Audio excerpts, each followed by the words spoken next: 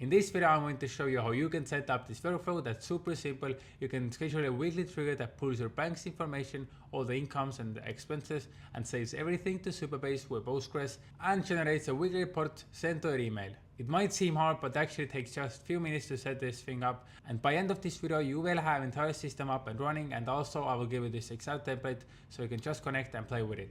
So first and foremost, I'm going to do a quick demo run. So I'm going to hit this trigger. As you can see, this workflow. Pull all the information from Stripe, save the information to database, and as you can see, generate the analysis.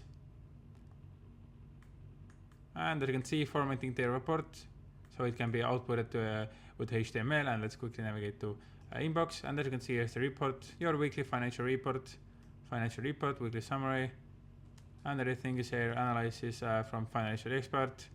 And as you can see, executive summary, detailed income analysis, detailed expense analysis, net balance overview, forward-looking recommendations, sentiment analysis, and transaction overviews as well.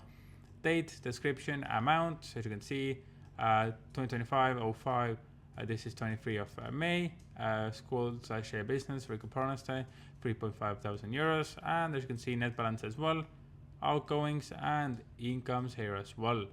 So now I'm going to explain how this thing works as well. So navigate to n8n. Here you can see for the trigger, we're using this schedule trigger. This activates every 7 days.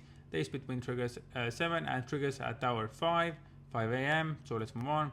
For the transactions, I am using Stripe. You can use Wise, or if you have a Chase or Amex or MasterCard card, you can go to, I'm going to quickly show you. As you can see, balance _ transactions API MasterCard, for example, and navigate here and here. And here you can see, navigate a little bit down, and here you can see account balance. Just copy this and paste it inside this HTTP node. You can see, just paste it inside here, and here you can see for the method we're using get, so we can actually retrieve the information from the bank.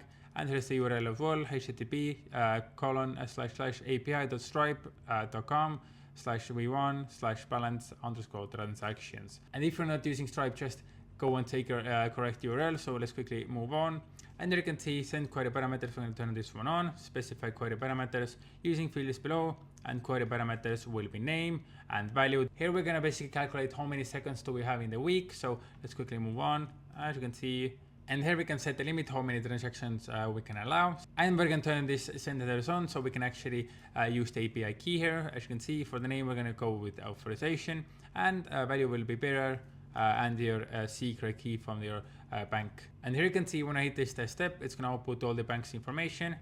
As you can see, ID, object, amount, available on, currency, description, http school.com/business and Rico AI, and so on and so on. I'm going to quickly show you Stripe as well. And as you can see here are the transactions. This is sandbox or the test account. So I'm going to quickly show you. As you can see, 3,500 euros.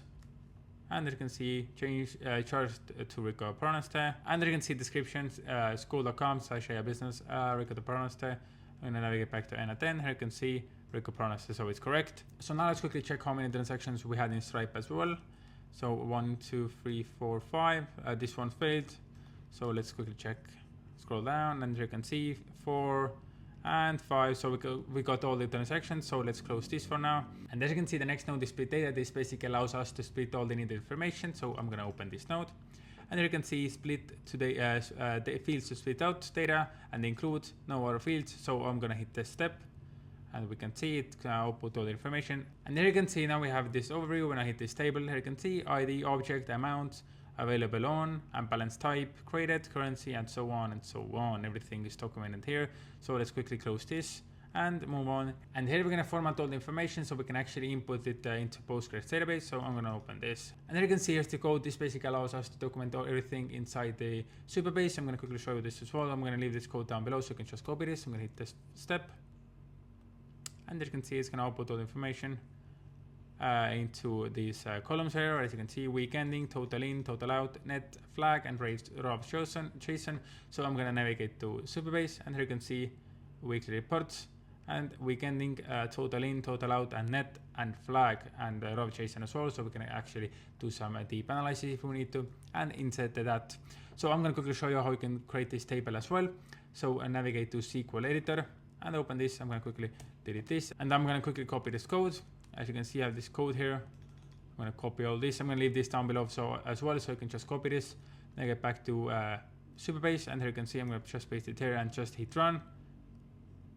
As you can see, it succeeded, no rows returned, and then it's gonna create the table for you in this table editor, and you can see weekly reports, and here you go. So now I'm gonna navigate back, and let's quickly close this code too, and let's open this Postgres database. I'm gonna hit the step, and there you can see it outputted all the information to the database. I have it already here, so it's not gonna duplicate it. So I'm gonna navigate back, and let's move on. And then we're gonna feed all the information to our AI agent. This is gonna basically generate the weekly financial report for us, and this uses 4.1 nano, GPT 4.1 nano. Let's quickly open this and test a step as well.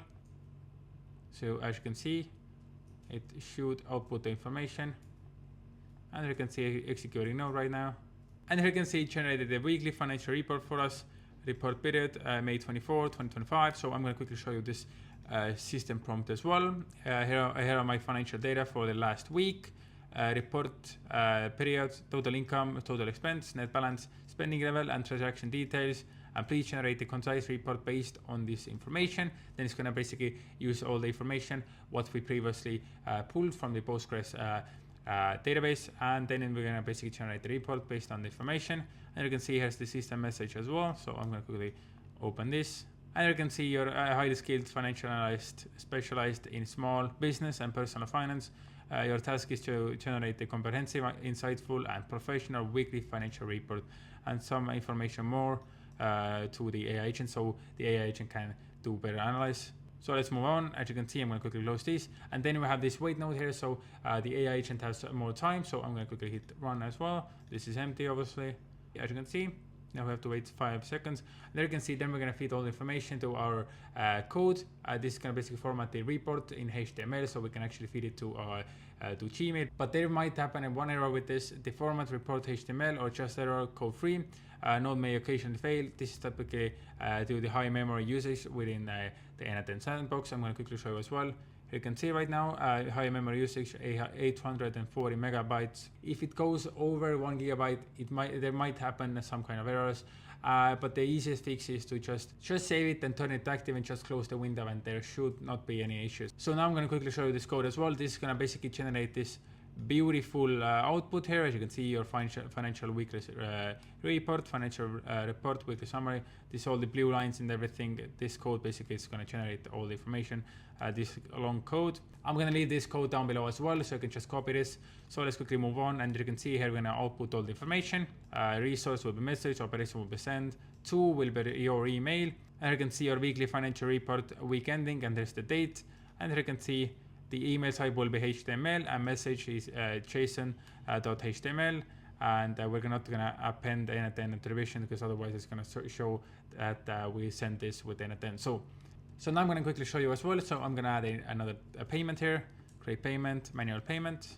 I'm going to put amount, let's put 1 million euros for the customer. I'm going to pick just my account. I'm going to, for the card number, I'm going to just put the card number what I have here, and 555. And you can see I'm going to submit this payment. Oops, we have some problem here. I'm going to put Digital AI and submit payment. And you can see the amount can be so big, so I'm going to put just 10,000 euros. So I'm going to submit this payment. So as you can see, payment successful. We have processed your 10,000 euros charge. So I'm going to get to n8n. I'm going to hit test workflow. As you can see, it pulled the information from Stripe, save it to Postgres database, generate the weekly financial report for us. One moment, it's generating for us. And you can see